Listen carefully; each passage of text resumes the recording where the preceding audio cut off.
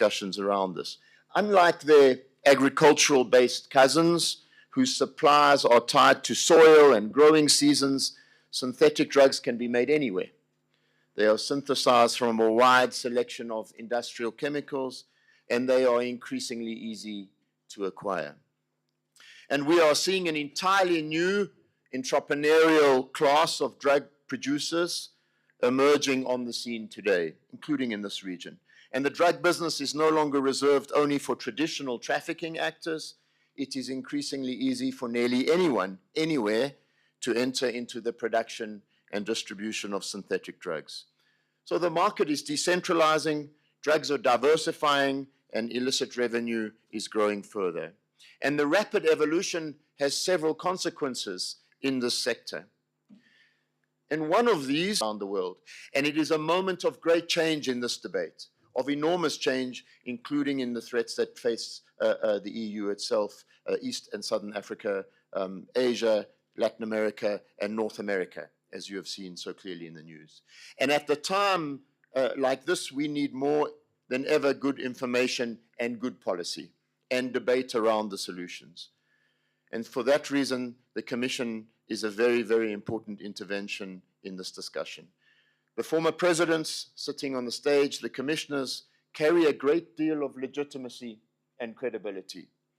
And their convening power has enabled the Commission to directly engage with all stakeholders. And having sat through many meetings, the commissioners patiently listened to lots and lots and lots of people presenting their arguments and their opinions with the point of learning lessons, debating, building trust, identifying best practices. So in closing, let me emphasize that this is an important moment, but it's not the end of the work of the Commission. Its work will continue. It styles itself as a working commission, engagement, practical steps, action on the ground. And we as the Global Initiative stand ready to continue to support you, President Motlanthe, and your commissioners in whatever way we can. Thank you very much.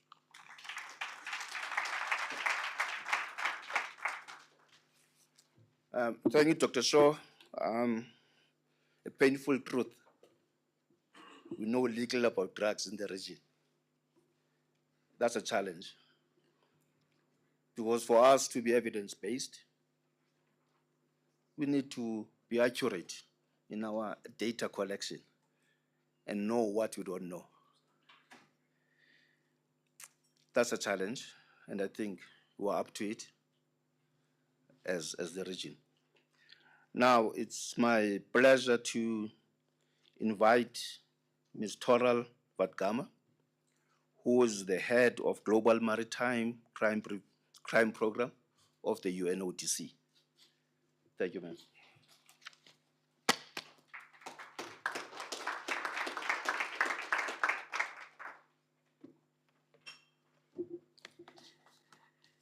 Good morning. I am representing our regional representative, Ms. Ashita Mittal, who was unable to be here. Honourable Cabinet Secretary, Mr. Kipchumba Murkomen, His Excellency Kgalema Motlanthe, His Excellency Kasem Utim, Professor Qureshi Abdul Karim, His Excellency Ondrej Semek, Excellencies, Commissioners, distinguished guests, colleagues, and partners, all protocols observed. My name is Toral Vadgama. I am the head of the Global Maritime Crime Program of the United Nations Office on Drugs and Crime. On behalf of the United Nations Office on Drugs and Crime, I am honored to address this important meeting of the Eastern and Southern Africa Commission on Drugs. The launch of the Commission's flagship report is both timely as well as urgent.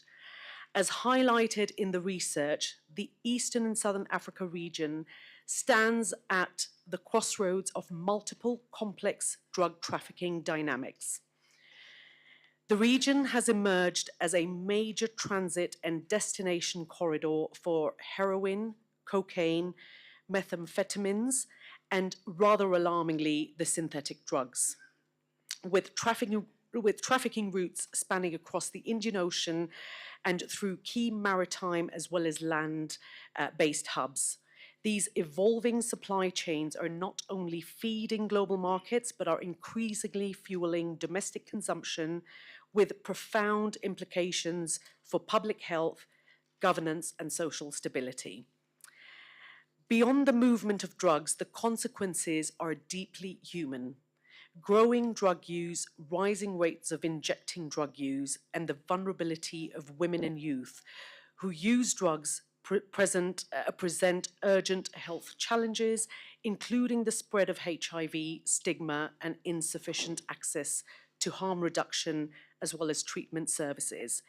These challenges disproportionately. So UNODC, as the lead entity within the United Nations system, addressing the world drug problem, organized crime, corruption, terrorism, and related criminal justice and health challenges, is committed to support states with balanced and evidence-based responses that integrate public health, criminal justice, rule of law, as well as sustainable development. Through the Global Maritime Crime Programme of UNODC, we remain actively engaged with partners in the region to strengthen the response to drug trafficking by strengthening maritime law enforcement capacity to counter drug trafficking at sea whilst upholding human rights and rule of law. So trying to address the issue before it kind of hits the to establish effective legal frameworks that ensure perpetrators of drug trafficking are held accountable and successfully prosecuted. In addition to these operational efforts, UNODC offers specialized expertise as well as technical assistance to support member states in areas such as legislative reform, criminal justice capacity building, financial investigations, anti-money laundering measures, publish together voices from government, from civil society, academia, as well as the affected communities. As we move forward, UNODC stands ready to continue supporting member states and regional mechanisms to build a safer, healthier, and more resilient Eastern and Southern Africa. That brings me to the end of my presentation. Thank you very much for your kind attention.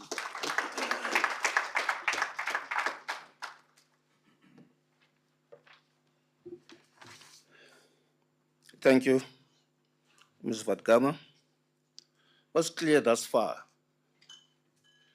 is that you can't address this problem outside of our responses to organized crime, outside our responses to issues of corruption. We talk about drugs, we're talking about the proliferation of illicit firearms, we're talking about assassinations, we're talking about extortions and kidnappings. So this is an issue which really affects us.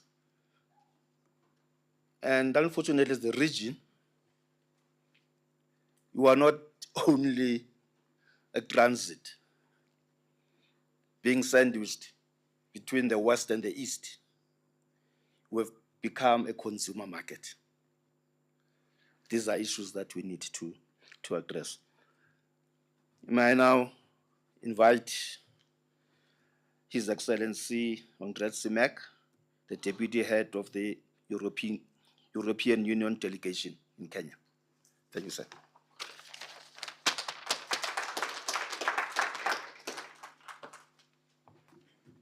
Thank you very much, and good morning to everybody.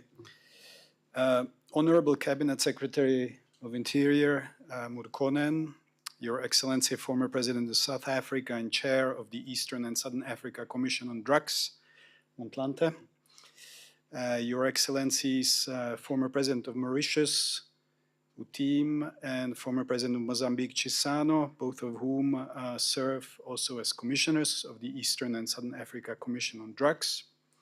All other excellencies, distinguished commissioners, honorable guests, ladies and gentlemen. It's truly a great honor for me to address you today at this fourth high-level consultation meeting of the Eastern and Southern Africa Commission on Drugs.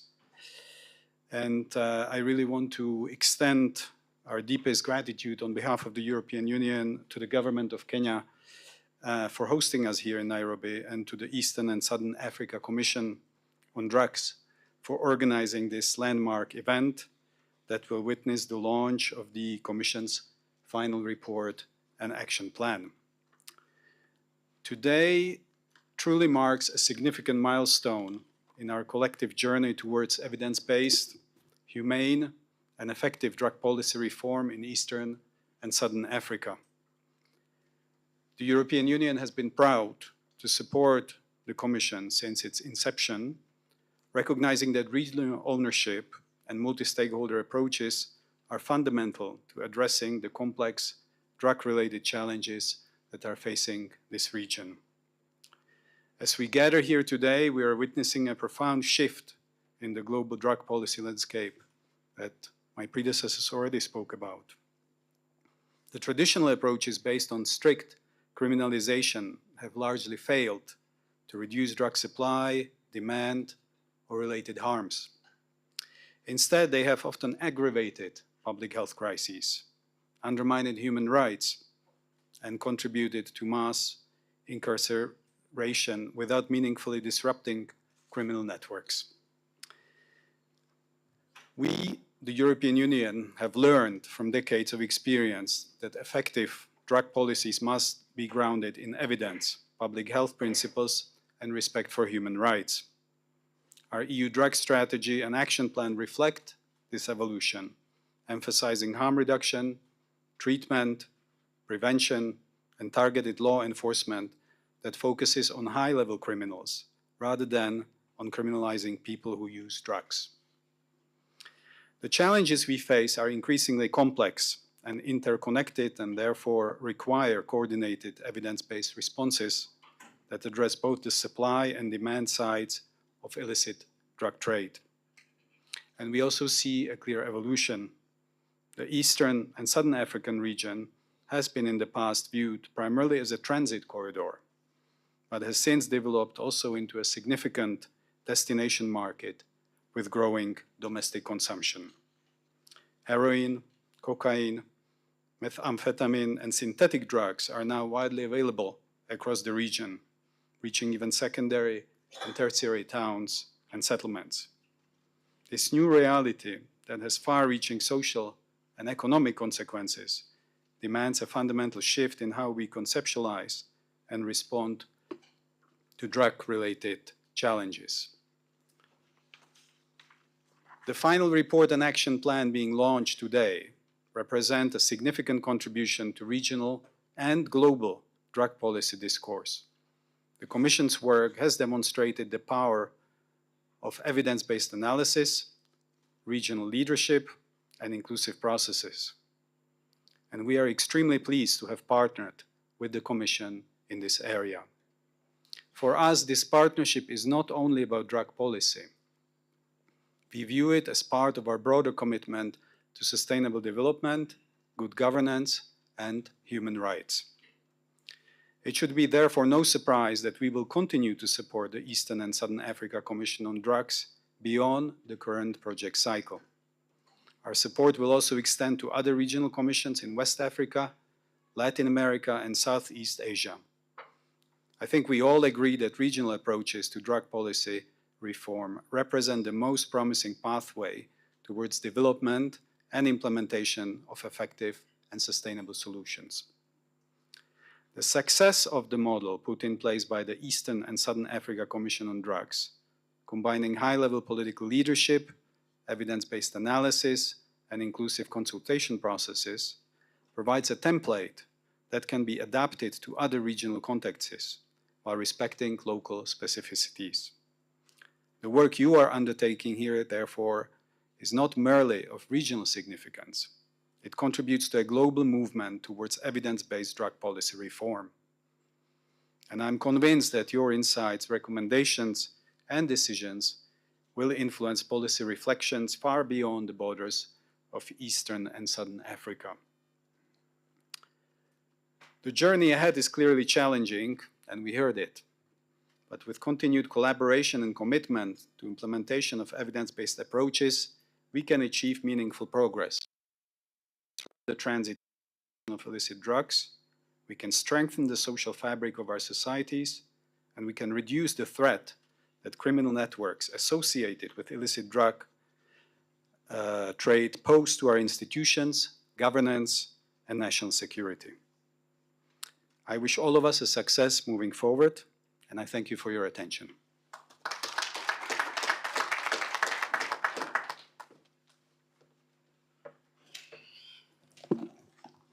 Thank you, sir.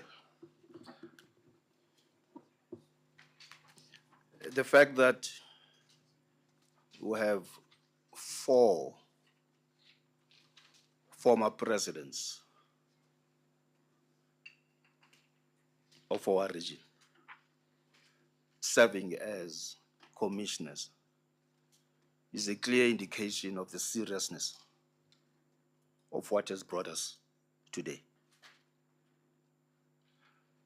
Today in South Africa is a holiday, a public holiday, known as the Youth Day, June 16, 1976, 49 years ago, when the youth of South Africa challenged the might of the apartheid government.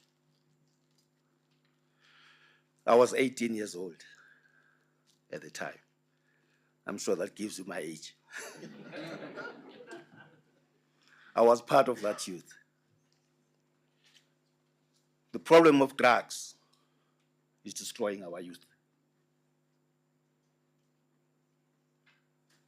And when the youth gets destroyed, there's no future for our countries. The approach of the Commission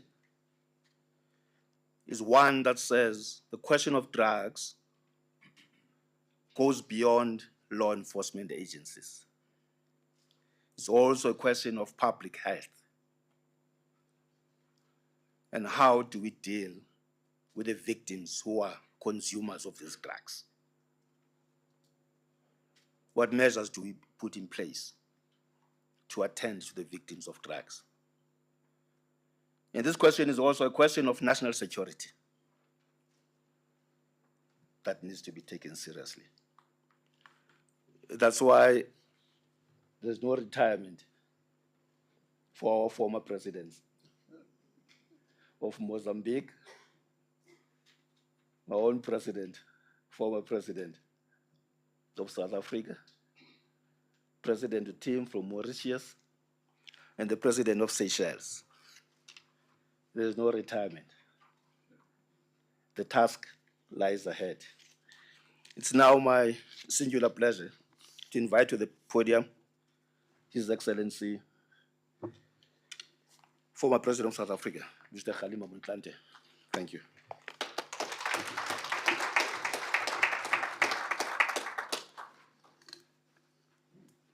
Thank you very much, Advocate Vusi Pikoli, Program Director.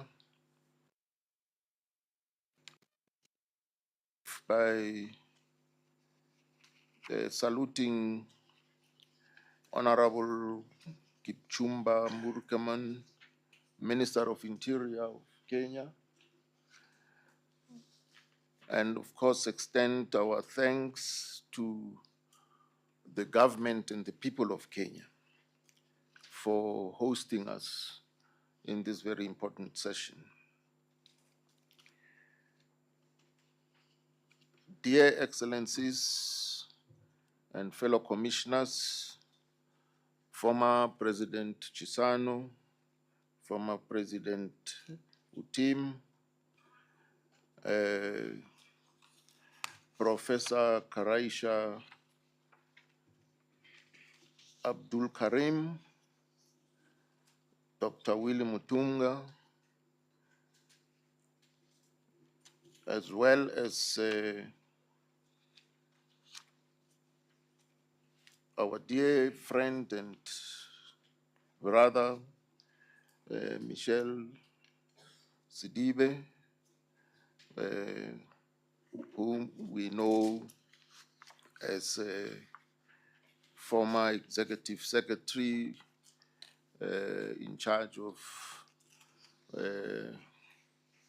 aides at the UN, and who is now part of the Global Commission on Drug Policy, and as deputy chair of the West African Commission on Drugs. Let me also acknowledge His Excellency Onreg Simek, Deputy Head of the European Union delegation in Kenya,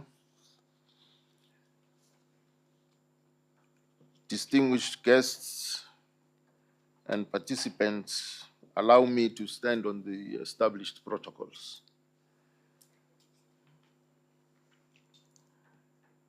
First of all, I would like to acknowledge the efforts of the European Union in partnering with the Eastern and Southern Africa Commission on Drugs, and of course, we look forward to further cooperation.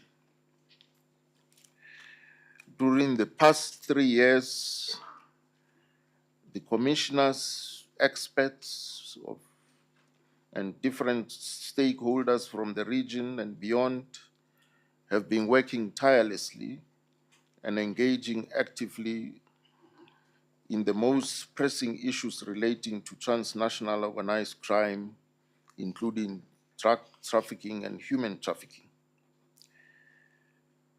The Eastern and Southern Africa Commission on Drugs was officially launched in February 2023 in Cape Town, South Africa.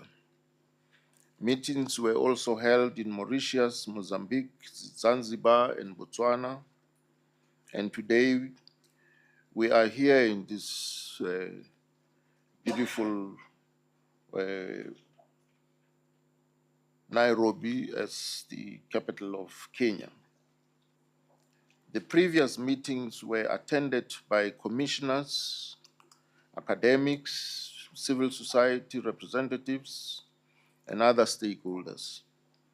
This meeting is particularly important because it will mark the launch of the flagship report and action plan to inform the future programming of the Commission.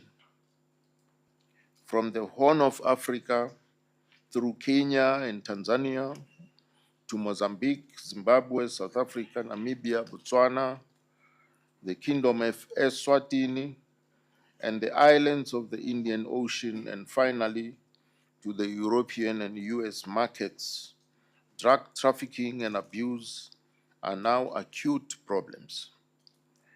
Due to their strategic locations along main shipping routes through the Indian Ocean, many countries in the region suffer from the scourge of illicit drugs. This has led to the rise of organized criminal groups in these regions, exacerbating violence and corruption while undermining security and stability. Yet many countries in the region lack comprehensive evidence-based drug policies with which to counter the problem productively and effectively, often with punitive measures prioritized over harm reduction and rehabilitation. To address these issues effectively, a shift towards more comprehensive policies is imperative, focusing on the root causes and consequences of drug use while providing rehabilitation and treatment options for people who use drugs, particularly women, children, and youth. As you also know, the drug problem heavily influences politics. Consequently, punitive drug control policies systematically lead to human rights violations and abuses. Our Commission's role is to bring evidence-based scientific approaches and holistic responses to drug policy in the region. The commissioners act as ambassadors for drug policy reforms. Our main goal is to achieve a smarter, more humane drug control system in line with the UN Sustainable Development Goals. The Commission believes that drug policies must be based on scientific evidence and respect for human rights, always putting people first, always. Prioritizing people's health and safety, ensuring access to essential medicines and pain control, and refocusing enforcement responses primarily on drug trafficking and organized crime are some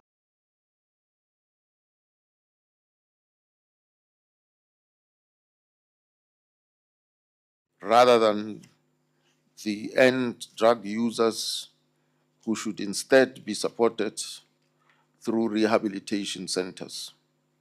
Finally, we feel that the Commission is a crucial intervention. It is doing things that it feels another body in the region can also do. We need to build practical will and mount strategic responses.